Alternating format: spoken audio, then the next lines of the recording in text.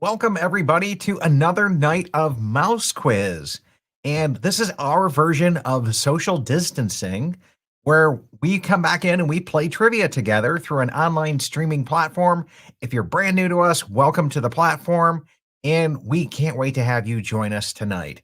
And what we do in Mouse Quiz is we play trivia and stay home, stay safe, and stay magical. This little program was a project that I created in response to the COVID crisis to help people get a little bit more Disney in their life if they don't feel like traveling to the parks. And when we first started it, the parks were down. The YouTubers couldn't start anything along those lines. So that's what we're doing tonight. And I want to welcome to the show tonight our very, very first guest. And this is Catherine Price. She is the author of Walt Disney's Melody Makers, a biography of the Sherman brothers. Welcome to the show, Catherine, or Katie, okay? Hi, thank you for having me. Oh, thanks. We're excited to have you here tonight. And Sherman brothers, man, these guys are pretty well loved. So we've got a pretty good crowd tuning in here. And so let me come back in and add in our quiz writing team tonight as well. So let's go back to this view, and then we'll add Derek in. So Derek, how you doing tonight, buddy? Doing well. And you guys? I'm doing great, man. I'm looking forward to seeing what you guys have lined up for us and ready to go in the quizzes. And then we're going to bring back Jeremy to the stream as well. So, hey, Jeremy, how you doing tonight? Doing good. How are you all doing? I am doing great. I am doing great. Cannot wait to get this thing going. And so we're going to have everybody. I'm just going to start the ticker down at the bottom here for the first round. And by the way, I have to do a huge shout out to Sarah and Richard from Skywalking Through Neverland. I literally just got home from Disney today. And so they covered me last Friday night while I was playing in the world and had a ton of fun there, and can't thank them enough for doing that. So let's come back in and our friend Holly is joining in. She says hello. She loves the theme tonight. And so Annette is tuning in. She says, hi, Catherine. And then Tony Ann is saying hello from Pop Century. Tony, I was just there, right? I miss Tony Ann in the parks. So I was at Wilderness Lodge yesterday, and she was at Magic Kingdom, and we just couldn't connect somehow. But next time, next trip. So we'll make that happen, Tony Ann. And we want to welcome everybody that's playing tonight as well. And so round one of the quiz tonight, you'll come back in and you'll bring up a smartphone if you're just now joining us, and you'll go to crowd.live/Sherman. If you look at the very bottom, you'll see that, okay? Or if you want to, you can just turn on your camera and hold your camera at the little QR code that's on the screen right now, and it should bring up a link to the crowd.live software, okay? And then what's going to happen is once you put that up there, we're going to ask you to come in here and pick a screen name, add your email, and pick a team or play as a free agent. So here at Mouse Quiz, we have a bunch of different podcast families that all kind of compete with our regular players. And we'll ask you to pick a team if you're playing for one of those teams, or if not, just pick free agent, and that's all good. And so at the end of round two, we will take a halftime break. We're only doing three sets of questions tonight because we've got a special author with us, and we'll probably get some really cool stories from Katie from her research from writing this book on the Sherman brothers. So we're only going to do three rounds tonight as well. But we'll at the end of round two, we'll come back in and we'll do like a halftime and show who's leading in terms of the podcast teams and who the overall player is for the night. So pick a screen name and add your email address, pick a team if you want to play for a podcast team, and you can get started. So let's see. It looks like, Jeremy, you wrote this first round of questions tonight. Can you give us a little bit of a hint and an insight? And I think, Derek, you might have helped out or some as well. So what can we expect in this first round tonight? So I tried to hit most of the different resorts, Disneyland, Walt Disney World, some international parks in there. just kind of shows that how far-reaching the Sherman Brothers impact was. So I think a lot of our audience will do pretty well. And yeah. Awesome. Derek, any other final hints on this to add tonight? If you've spent a lot of time in the parks, you should do well. Okay. So a lot of attraction-based and themes from the Sherman Brothers. And when you look at what they've touched, like all of the Walt Disney classics, it seems, have been touched by these guys, okay? Their reach just went everywhere back in the early days, from the movies to you name it as well. So it looks like we got about 36 people keyed in right now and about that many on the stream. So I think we're pretty well close to go. Well, probably a couple minutes early because I normally try to kick that off by 8 minutes after, but I think it's okay if we start this first round a little bit early tonight. So crowd.live, code word Sherman, or use the QR code that you see on the screen. And we'll go ahead and kick this round off, and I'll see everybody back in about 10 minutes. So let's cue the music.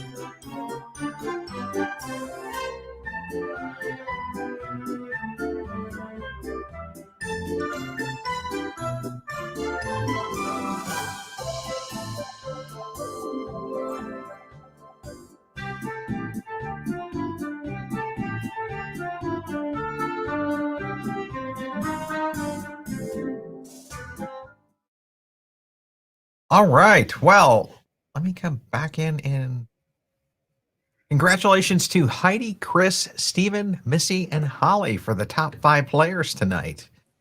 And so 8 out of 10, this was a pretty decent round. I mean, I felt like there were some hard ones in there. And Katie, I got to ask you, what's the story with the Winnie the Pooh music? Well, Winnie the Pooh, they wrote several songs for Winnie the Pooh, the movie. So when they did the attraction, they wanted to include a lot of the different songs from the soundtrack. So it's one of the only attractions in the parks where you can hear several of their songs in one attraction. So I think that's kind of cool because they did the Rain, Rain, Rain came down, down, down. They did obviously the Tigger and just the basic Winnie the Pooh. Yeah. Well, let me come back in and switch screens here. And let's just see how we did in the results summary section. Okay. So here on the first question, Pirates of the Caribbean, not written by the Sherman brothers. And I think the crowd did pretty well on that one. Okay. Mm-hmm. And the next question here is, which Epcot attraction had one little spark? And Journey into the Imagination is that one. I think that's, well, I'm not going to say because they might have used my little tidbit here. I haven't looked at all of the questions tonight, so. I don't think we did, Chad. Oh, okay. So, which is, by the way, the official theme song for Walt Disney Imagineering is One Little Spark. So I thought that was an interesting little piece of tidbit and trivia there as well.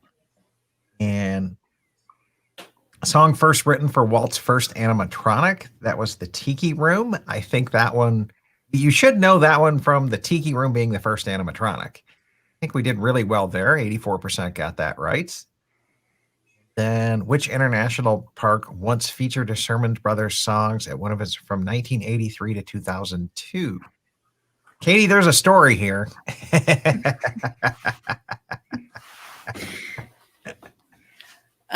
Well, I clearly no one knows it because not many people got it. Tokyo Disneyland, and maybe we'll go to Jeremy to help you out. I was going to say, even I don't know that one. Okay. Yeah, it was an attraction called Meet the World, and the song was titled Meet the World, and it was to kind of show Japan's kind of like its exports to the world. Be a good, actually, sounds like a good addition to the Japan Pavilion in Epcot. Yeah. Yeah. Well, that's kind of cool. I mean, I'm not up to speed on Tokyo Disneyland, and it looks like a whole lot of the crowd aren't either. Okay. Yeah, goal one day to get there for sure.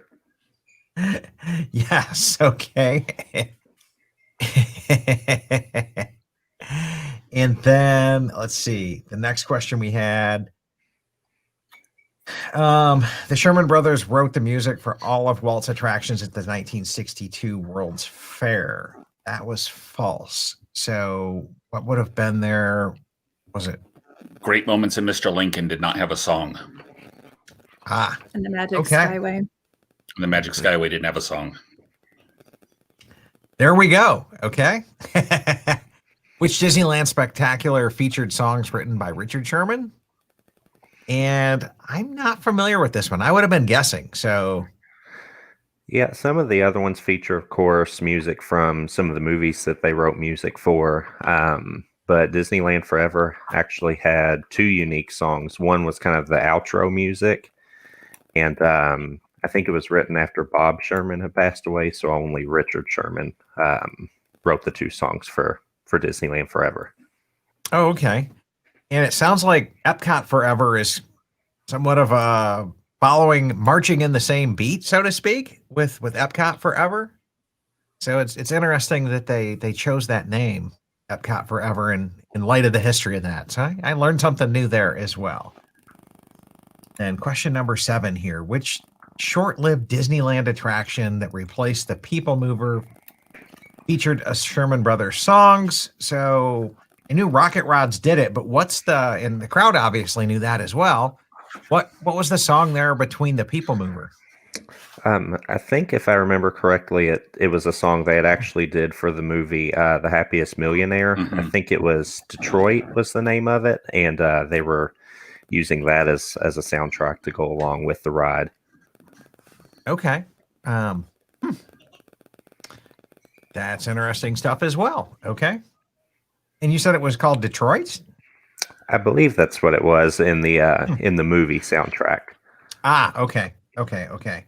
They were putting it as they put it under a different name for the attraction, but in the movie it's known as Detroit.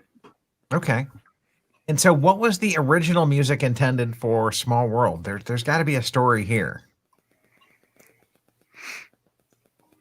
There is definitely a story here. The original thought was that all of the dolls should sing their own national anthems. And when they first tried it out, it was just this wall of noise. And they said, no, that's not going to work. Sherman boys come up with something.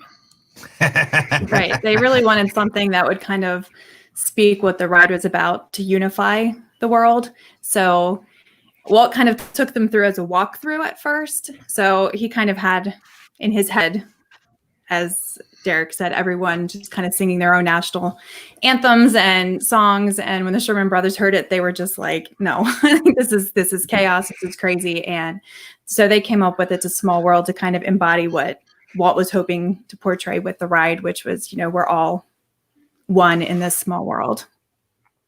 So everybody's a little different. We all do things a little differently, speak a little different language, look a little bit different, dress a little bit different, but there's a unifying principle here as well. It's Right. a great message. It could universally translate as well. So that was helpful. Oh, okay. So that they could translate it to other languages as well. Okay. Yeah. I guess that's an added benefit to it. I mean, once you get that song in your head, you just can't get rid of it. It's like, ah.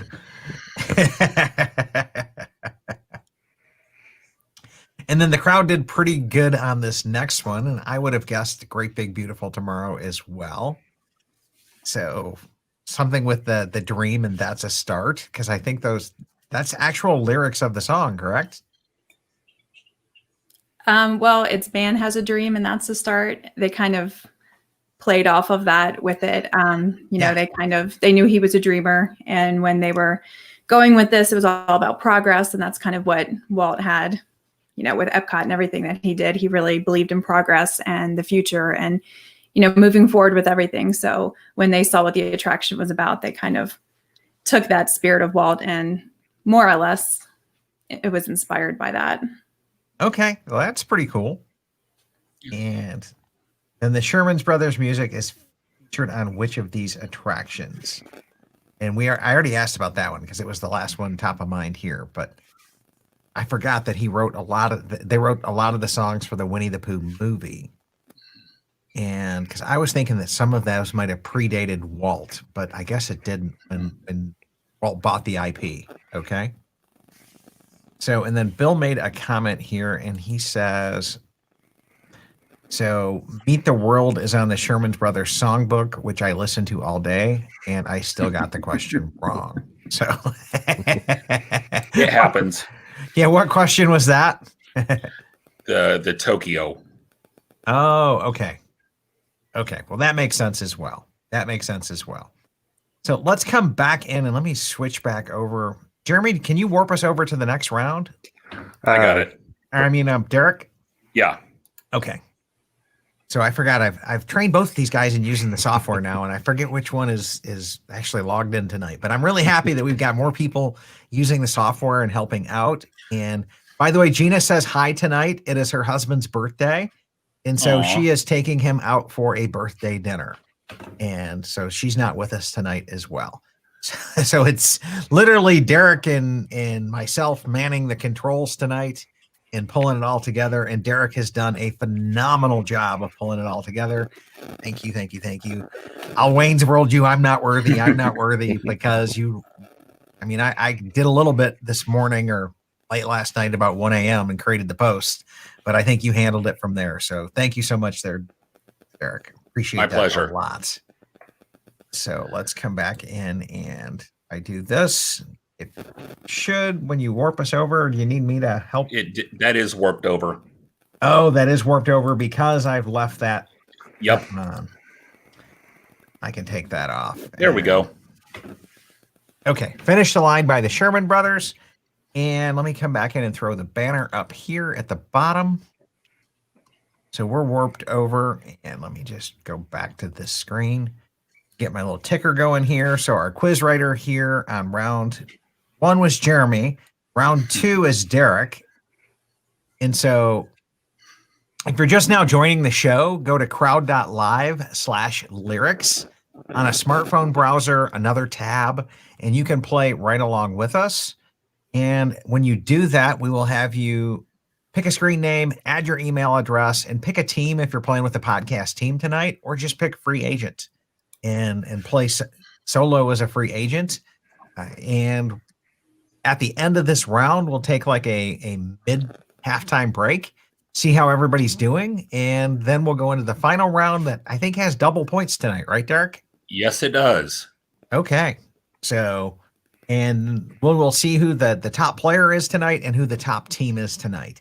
And also as well, for the first time, Derek, I'm going to throw this out there and set expectations for everybody. We're going to send out an email to everybody who's put their email in next week as well. Fingers crossed. That was like 300 and some odd levels of emails that we've got to send out. So I'm excited about that. We'll finally get that thing going. And we'll give you a heads up on next week's topics and kind of put some merch things in there if you want to buy some mouse quiz stuff, and we'll go from there. But so Derek, tell us about this round. I like to call this round the Attack of the Earworm, because these are all songs that will get stuck in your head. Okay.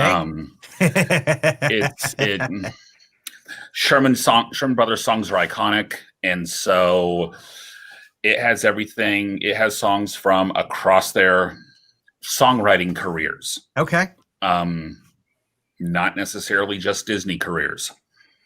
And we're going a little bit beyond Disney. Mm-hmm.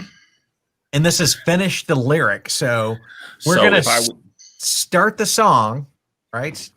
Or start a verse or start the line. Like if I would say, "It's a Small World," after all would be one of the selections. Okay, cool. And I am not going to play music on this one well, because everybody complained that they're trying to sing the song in their head and they hear the music. So we're just going to radio silent through this next round. And believe it or not, it'll be easier for everybody playing at home and make it more enjoyable. So that being said and done, crowd.live/lyrics on a smartphone, another tab, And if you've joined in on the first round, you should already be warped over and ready to go on this next round. So that being said and done, let me throw this up here and we will come back in and kick this round off. So I will see everybody back in a few minutes.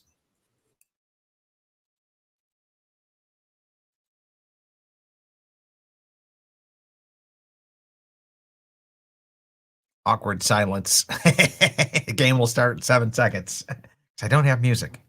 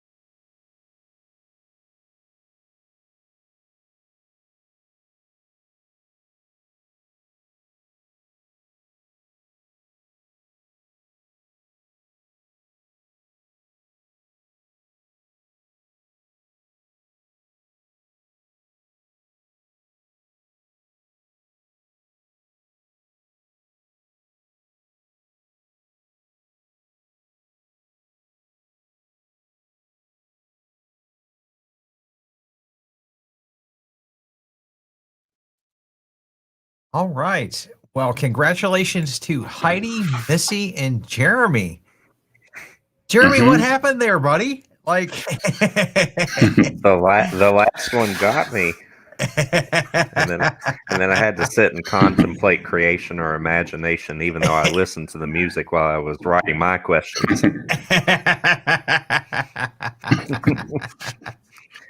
You just fat finger that one or just choked, right? Yeah, I know, right? So, anyways, congratulations to Heidi, Missy, Jeremy, Kelsey, Jolly Holiday, Stephen, Amy, Sheila, Grego, Linda, Welch, and Lee Lubell. Okay. That was a pretty tight round as well. I mean, we've got a couple in the 900s, 800s, and that kind of thins out. You know, we got a lot of 9 and 10 out of 10s. Yeah. And even an 11 out of 12. 11 out of a couple of 11s, yeah. Yeah, so that was a pretty easy. Well, I guess you guys did pretty well that round. I won't say it was easy. I'll just say you guys did it pretty well. Okay. So let's do a result summary here, and let me switch screens and flip over to this one. So it's a world of laughter, a world of tears, and the crowd did really well on that one with 81%. And then I would have had to guess on this next one. Through the mountains, divide, and the oceans are wide. Okay. But the crowd did really well there. 90% got that right. And then, Katie, is this the song from the wonderful, like the World of Color at California Adventure? Is that the same song? It's not the same song. No. Okay. It was from the TV show that they had. Got it. Okay. And because I don't remember the TV show too much because that was like early on. Mm-hmm. It was after it was when it switched from ABC to NBC. He switched to NBC so he could go in color. And the first show, it was called The Wonderful World of Color, and that was the song in the first show. Got it. And became the theme song.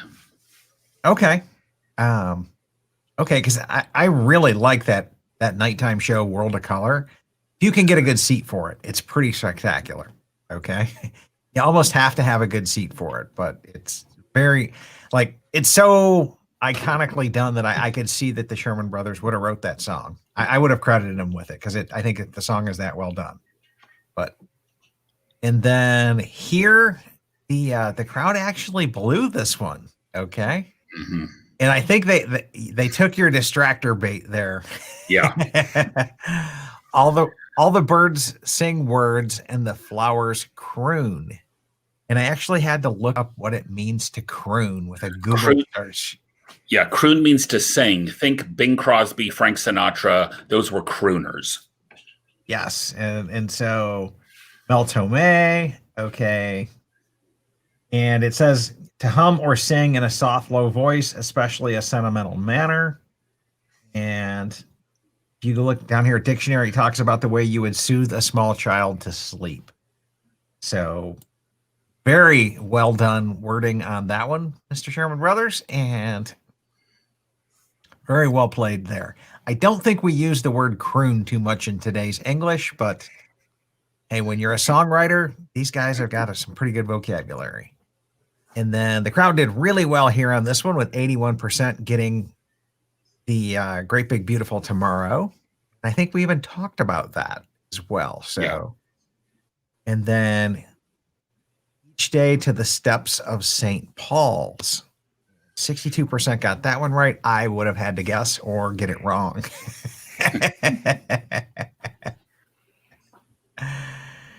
And let's see. Their tops are made out of rubber. Their bottoms are made out of, I would have been guessing here, but 81% of you guys got the word springs right from The Wonderful Thing About Tickers.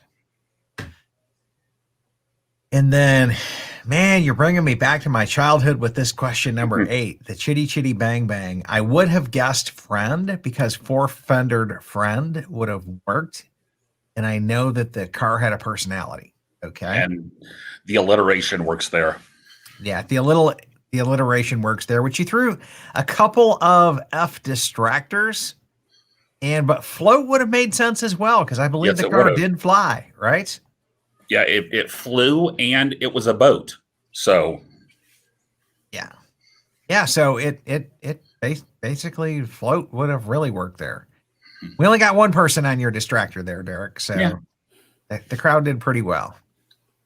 And then 83% got the I Want to Be Like You song with the VIP.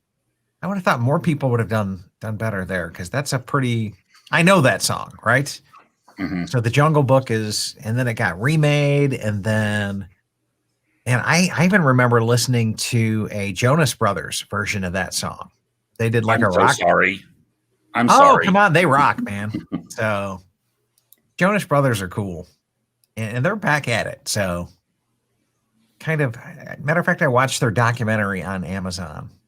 I think it's on Amazon Prime. There's a good documentary on them and their history. And then our friend One Little Spark, 49% got this right. And that's like sung inside the Figment ride. Mhm. But they went with your distractor of imagination, okay? Because Yep. they rhyme and they both make sense. So Right. I think you get distractor points on that one, Derek.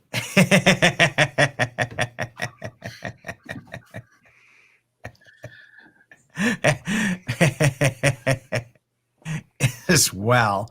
And then We're Making Memories, Happy Days Can. And where's this song from? I don't recognize this song.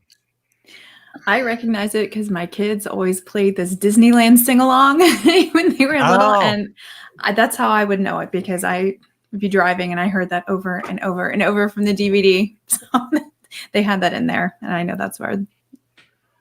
And what it was from is it was from an old Kodak attraction that was in Epcot.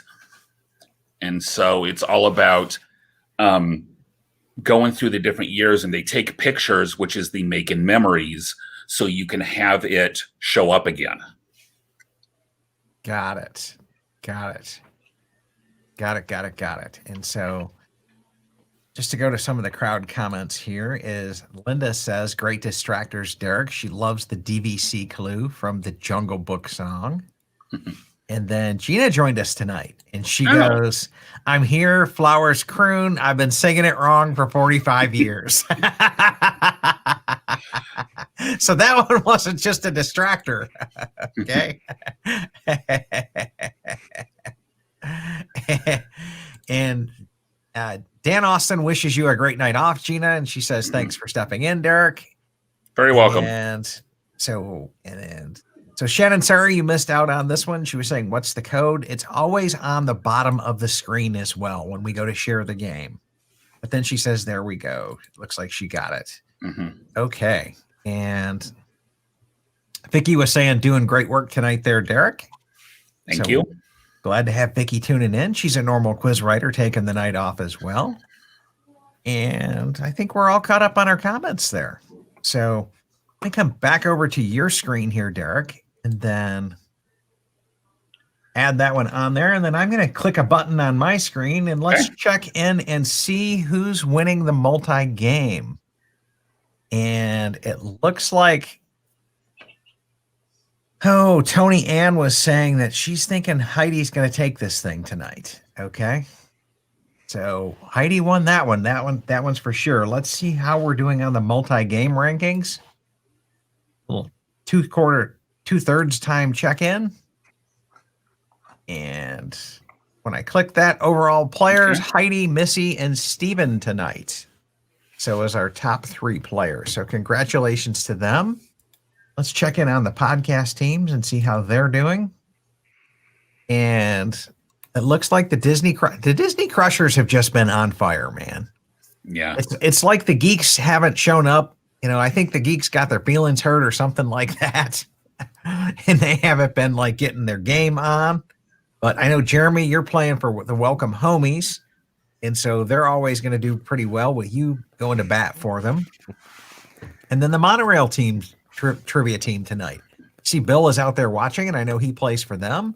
And we're working on scheduling Bill for a night to kind of co-host and write some questions with us as well. So we're looking forward to that one. And so that being said and done, let's move on to round 3 tonight. And come back to this view. And this is, if you're just now joining the show, you're going to come over to crowd.live/sbrothers down at the very bottom of the screen. And that will allow you to log into the round 3 of the game tonight. And what we will have you do is pick a screen name, add your email. If you're playing for one of our podcast teams, be sure to select them so that your points count towards that team. Or you can just play as a free agent. And we're glad to have you here and joining with us tonight. We do this every Friday night as a free community service during this whole COVID crisis and social distancing.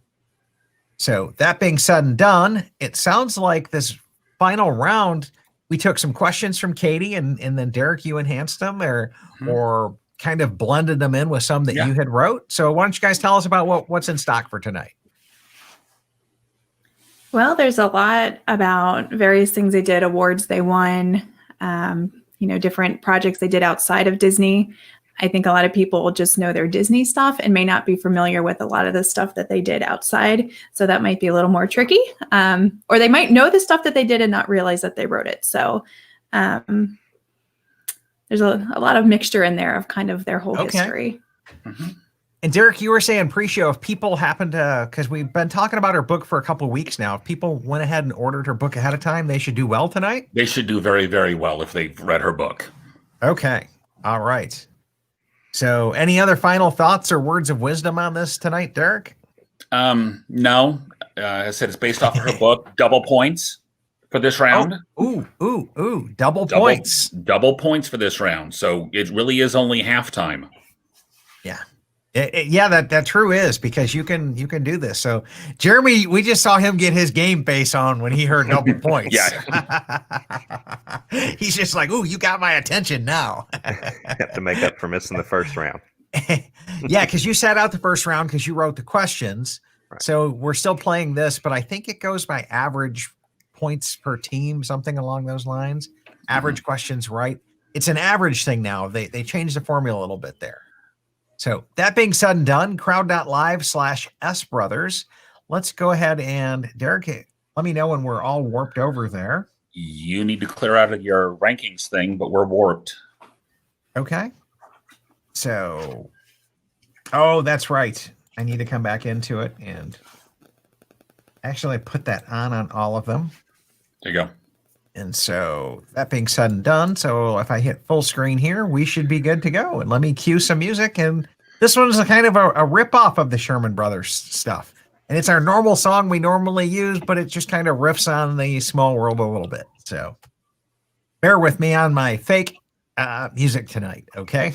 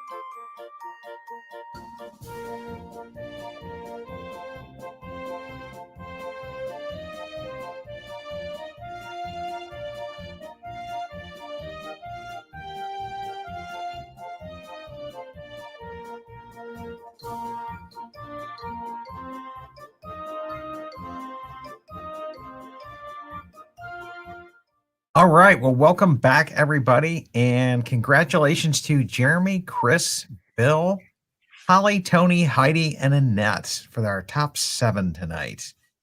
Let's come back in and do this. And so how'd you guys do? Okay. Jeremy, obviously you killed it that round. Yeah, we recently, about a month ago, watched on Disney Plus The Boys, a documentary about the Sherman brothers. Highly recommend it because just about everything in that last round was covered on that documentary, and it's kind of gives some insight into their working relationship. You know, you figure brothers and working together, it might be a great working relationship, but they butted heads quite a bit. Man, oh man, I couldn't work with my brother. Mm-hmm. No. Nope.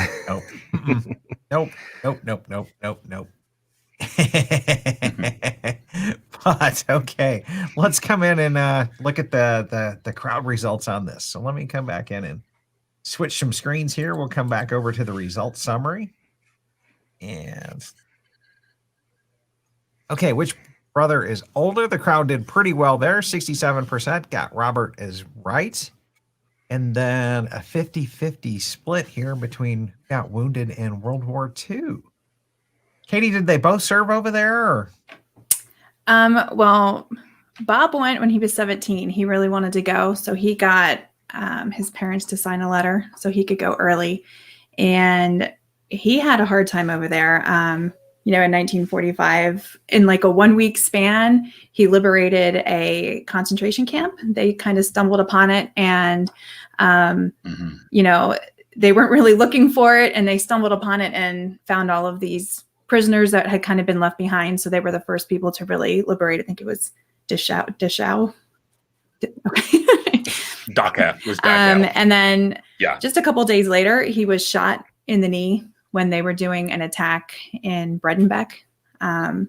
So he had a heck of a time. And Richard, he had a hard time when Bob went away to war. He kind of felt left behind. He kind of, he was the more outgoing of the brothers, and he kind of wanted to do everything that Bob did. So when he left, he kind of felt out of place and was kind of waiting for him to come back. And right before Bob left, they had made a promise when he came back that they would kind of, reunite and do their thing together. And so Bob was really the military one, and Dick he stuck more to his music.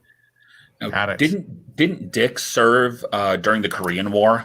He did. He was in the military band. I don't know he saw much action. So he did for a brief amount of time. I think used his gifts for the military. That's for dang sure then. So yes. Yeah, because those guys are musical geniuses, if you ask me. Okay. And then Walt's nickname for the two? It was The Boys. Yeah, and I think the crowd did pretty well there with 60%. And which Disney TV movie with Annette Funicello was the brothers' first? And the crowd did fairly well there, 45%. It was the number one answer for the Horse Masters. And I think Derek, when you mentioned this, that we decided we were going to do a Mouseketeers quiz night as well, or at least a round on the Mouseketeers coming up. So we've got one of these nights coming up. We're going to be doing Mickey Mouse Club, past and not so past. Yes, we'll go back to the Annette era and then the Justin Timberlake era as well. So a little something to look forward to there.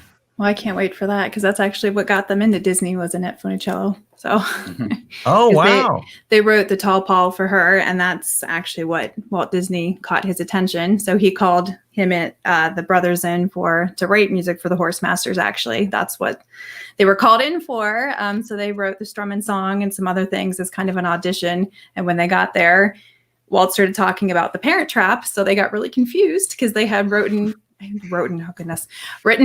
music. It's Friday. I know I've got 3 kids out there waiting. They had written music for the Horse Masters, so they got really confused. And, they were like, oh God, we didn't write anything for this. What is he talking about? And so they ended up coming in for the Horse Masters, but they also left with Mary Poppins and, The Parent Trap as well. So they did pretty well in the first interview.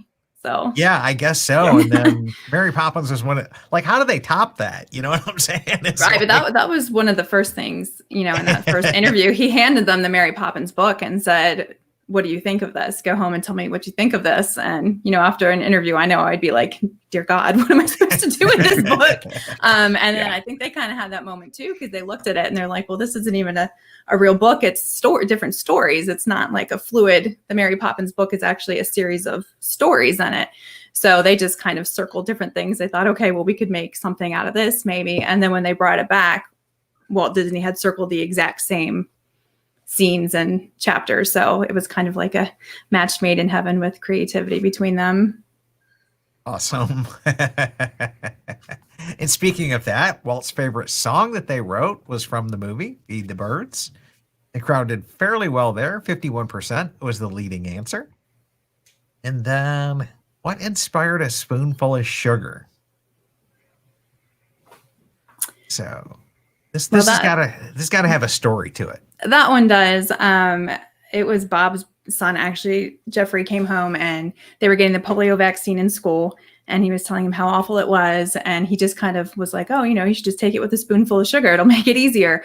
So they were in the process of writing Mary Poppins at the time. So it was just one of those things that stuck in his head. I think like many of the things, like It's a Small World, anything they wrote pretty much sticks in everybody's head. So he kind of went with it and was like, I had this great idea. So that's where that came from. It was from a school vaccine.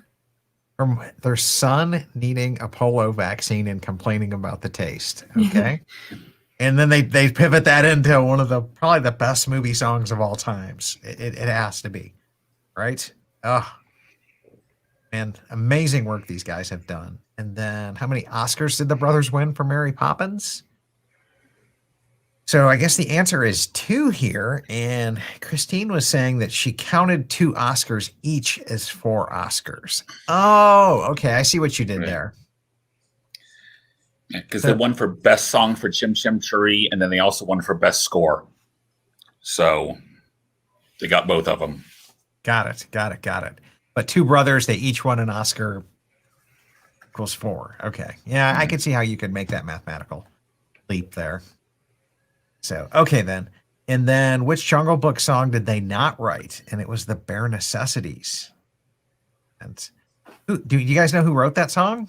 Terry Gilkinson, I think. Okay. He wrote it for an earlier version of the Jungle Book, and actually the Sherman brothers are the ones who suggested it go into the final actual Jungle Book because they liked it so much. So they ended up keeping that one, but that is the only one that they didn't write in there.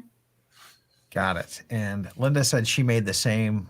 She did the same thing. She remembers seeing a picture of them holding 4 Oscars, but it was here's my 2, and then the brother with his 2, right? So okay, I could see how that one could be a little confusing as well.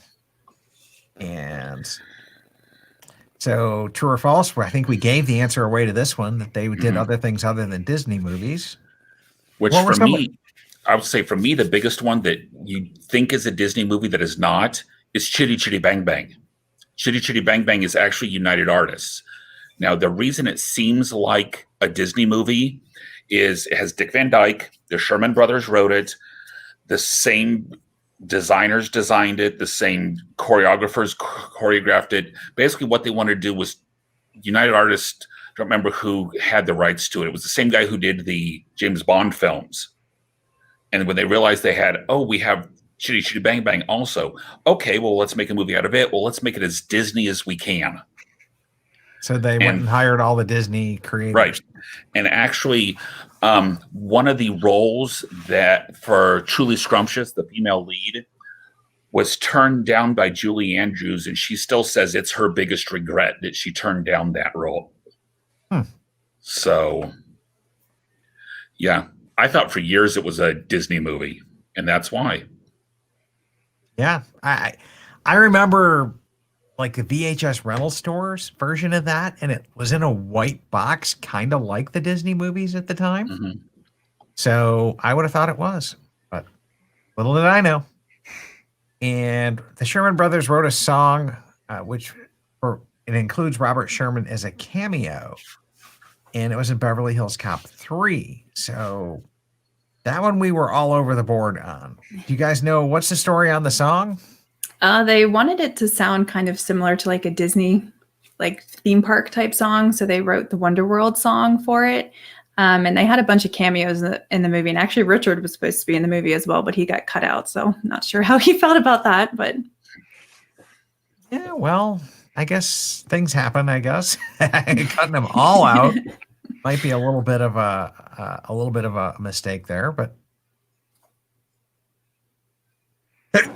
excuse me. Bless you. So Christine was saying that Child Hunter person creeped me out as a kid in Chitty Chitty Bang Bang, and then Tony Ann Yeah. pretty much comments the same thing. Gives me nightmares from the child catcher. Okay. And which award have they not received? Okay. National Medal of Arts. The correct answer there is an Emmy. Okay. And they've gotten a Grammy, an Oscar, and is it Emmy for Broadway's? Emmy is television. TV. Oh, television TV. Yeah. Did they do much in TV? They did actually in the 60s. They did Zorro. They did The Wonderful World of Color. They did a lot of the earlier Disney TV shows. Wow. Okay. So they kind of got slighted there. Okay. And then which recent Disney movie included the Sherman brothers as characters? And so what's the story here behind Saving Mr. Banks? Crowd did pretty well there. Well, anyone who's seen Saving Mr. Banks knows it's pretty much the story of Pamela Travers and how her growing up kind of inspired Mary Poppins. So, of course, they had such a big hand in Mary Poppins. They obviously were characters in the movie, and they show them writing the music. And I think the movie kind of portrayed it a little more strongly than it really happened. I know she didn't really want it to be a musical, so they kind of ran with that more in the movie than it really was. But the two characters, I think Jason Schwartzman, and I can't think of the other one who played Bob in there. I think But- it was Got it. BJ Yeah, they were- Novak. Yeah, that's who it was. Yeah, they were definitely portrayed in the movie because they were critical to that time. So Right. and that was Right. a great, And actually, you know, when the Sherman brothers were used in pretty much any movie they wrote songs for, Walt kind of took their opinion very highly as well as the writers.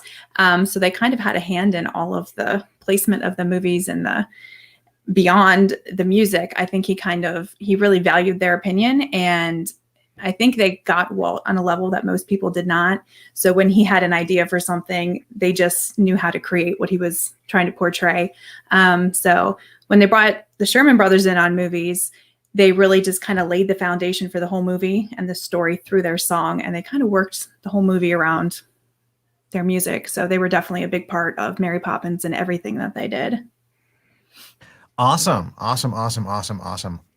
So it's really interesting to hear that Walt trusted them so much because but then again, these guys were like home run hitters. You know what I'm saying? Yeah. They were like, he had a deep bench. Okay, so the talent that he had there, and I guess the working relationship and trust that they had must have been really, really phenomenal because they created a lot of great content back in those years. Okay. They did. And even for the theme parks, like the Tiki Room, he would bring them into sound stages. And, you know, for that particular attraction, he just had the animatronic birds and there was no music, nothing to it. And it was just kind of, you know, you walked in there to a bunch of birds and you're like, well, what is this? And he was like, well, that's what you're going to tell me. You're going to tell the story of what these birds are supposed to do. So he kind of had the idea of the animatronic birds, which actually he wanted as a restaurant. And then it turned into an attraction. But he kind of gave it to them, like, you're going to tell the story of what these birds are supposed to be doing and saying. So they kind of made the whole storyline for him. But he had the vision, so they just kind of made the story to go with it. Wow. So they essentially created the whole attraction then. Because they wrote the story, they wrote the song, they wrote everything that goes with it. So I wonder, did they actually write the dialogue too? That I don't know. I'm probably. Okay, then. Come back in and bring up a projector screen because Derek, yours went away. Yeah, my other computer died. Okay. So I will come back in and then do mine here. And I'm going to that. Give me just a second. Small technical problem here. Chrome tab. Oh.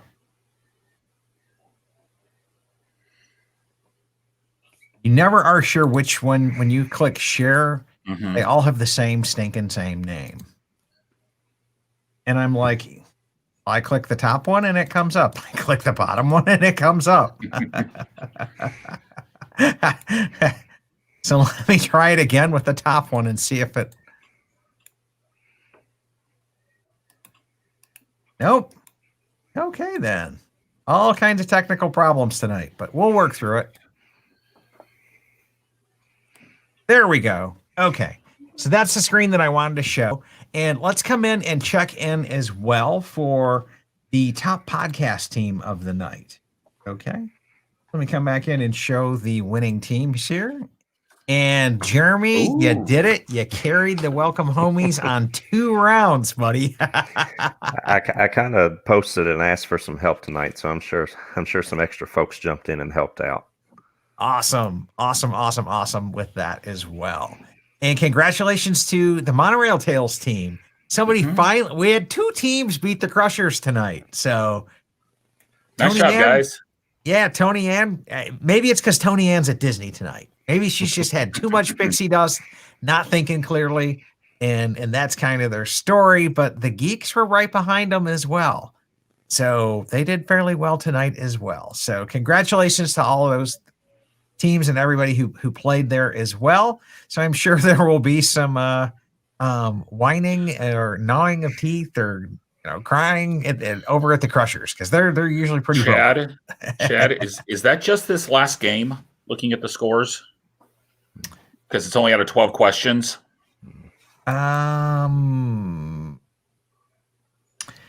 Maybe we didn't set that up as well for the overall. Well, let me come back in. That should be multi-game rankings. Okay.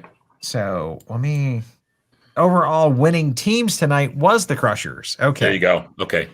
So that's the overall winning teams tonight as well. So multi-game rankings, because I've got both of those checked. So I guess I got to take all that back. Here I was giving Tony Ann garbage.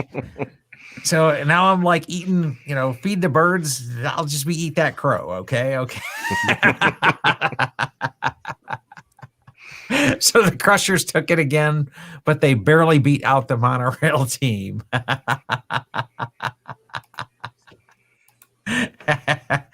Yep. So I apologize, Tony. I took that back. We don't have Gina tonight. Okay. Without Gina tonight, we're kind of winging it. So let me take this button off and see if it will show me the overall winning player tonight. And you called it, and she won it by 30 points. Wow. So congratulations to Heidi. So not only did Tony Ann and the Crushers dominate, but they also picked the winning player as well. So congratulations to Heidi, Jeremy, and Chris tonight as well. So thanks everybody for tuning in for that part of it. Katie, let's hear a little bit more about your book. And let me go full screen on that. So Katie, why don't you tell us a little bit more about your book and where we can find it and what else we can expect in the book? Well, the book covers their basic history of where they came from. They came from a very musical family.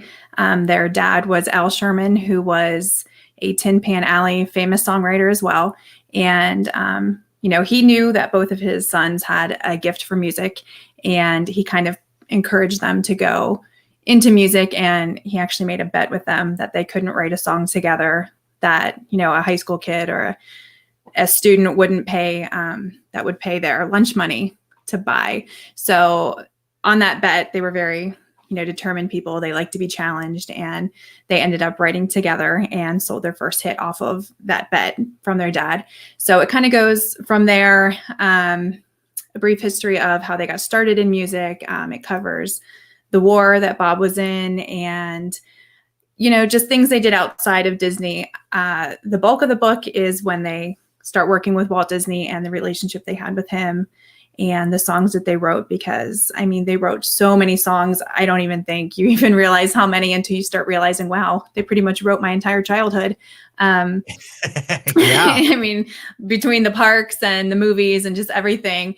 And, you know, the more I did research, I'm like, wow, they wrote music for Snoopy, even, you know, Snoopy Come Home and Charlotte's Web, things I grew up on. So even in Chitty Chitty Bang Bang, you know, things outside of Disney, you just don't realize how much they actually wrote until you really start getting into it. So I cover a lot of that. But like I said, the bulk of it is, you know, their working relationship with Walt, because I think that was the most important time probably in both of their lives as well. I briefly touched on after, you know, when Walt Disney died, they had kind of like, they felt like a piece was missing with Disney. So they kind of took a 28-year hiatus from there. So they worked on other things outside of Disney. And I think it was the Tigger movie was the first movie they came back and wrote songs for Disney after that 28-year period. So I briefly touch on things they did outside of the Disney during that time. And Bob was an artist, which is something that I'm interested in. So I covered that a little bit as well. And, you know, I just kind of did a brief overview of their life and things that they have done. But definitely, if you're a Disney fan, it would be great to check out the book, because there's so much about the making of Mary Poppins and different things of how the movies were made and their involvement in it. So it's got a lot of good stuff in it. Awesome. Let me hit this button here. And so the name of the book is Walt Disney's Melody Makers, a biography of the Sherman brothers, and it's available on Amazon. And then the link on YouTube, I have an Amazon affiliate link back to the book. And on the Facebook, it has a link to it as well on both Mouse Quiz and My DVC Points, where we multi-stream the show to. So you can get a link straight to the book there. You can just go in and type in Walt Disney's Melody Makers at Amazon, and I'm sure you'll find the book. So Katie, thank you so much for joining us today. And it's been a pleasure to glean from your knowledge, your wisdom, and your expertise. And I know we sold a few books for you pre-show for some of our loyal crowd tonight. And hopefully we can sell a few more afterwards as well, because a lot of fascinating stories here as well. So thank you so much for joining us. Well, thank you so much for having me. Oh, okay. And Bill said he got the Kindle version of the book and 2 chapters into it. And it's a great read. And he's looking forward to the rest as well. I know, Derek, you read the book as well, right? So I did. I, again, picked up the Kindle version and really enjoyed it. Learned some stuff. Awesome. Actually, probably my favorite part of it was how many dates Bob had with his wife before he proposed. He proposed on their first date, and she said yes. Well, when you know, I guess. Yeah. Wow. Okay, that's kind of a record, and yeah. So maybe he had a reputation or something like that, or she knew. How far along? I think they had met a couple times before, but their first official date. Of course, it was after he got back from the war and all, and then they went on a date. They went out for a walk, and at the end of the night, he proposed, and she said yes. And the next day, he went out and bought a ring. Wow, great stuff! Some great research there, Katie, and we look forward to getting in the rest of the book. So thanks again there, and then let me just come back in and do some admin stuff tonight as well. So we do this show every week as a community service deal. It costs us around $45 to run an episode of Mouse Quiz, between all the software and the quiz software and the stream software and all of that together. If you're a first-time viewer of the show, come on in as our guest. If you're a regular person and you like to see Mouse Quiz happen, and maybe you'll consider supporting the show over at patreon.com/mydvcpoints. Again, we do this as a completely free community service. There's a lot of people out there using CrowdPer, and they're charging to play per game. And we didn't really feel right about that.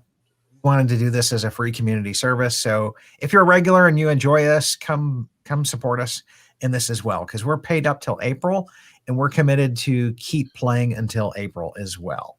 And after that, we'll have to just count the numbers and see who's, the finances of it, and if we still have interest as well. So thank you, everybody, for tuning in. Also, if you are interested in helping us write quizzes, could you please reach out to Gina on Facebook or email me at mydvcpoints@gmail.com. A bunch of our quiz writing team is teachers.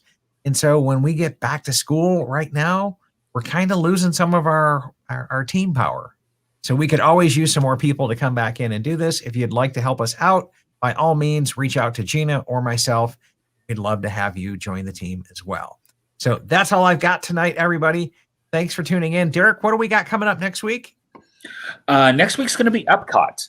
We've got several rounds about several of the rides, and we're going to be talking about food and wine, which actually Chad just got back from. Yes. I now get why people are so gaga over food and wine. So I could snack around the world like every night. It was like, forget the theme parks, right? Let me just go eat around Epcot.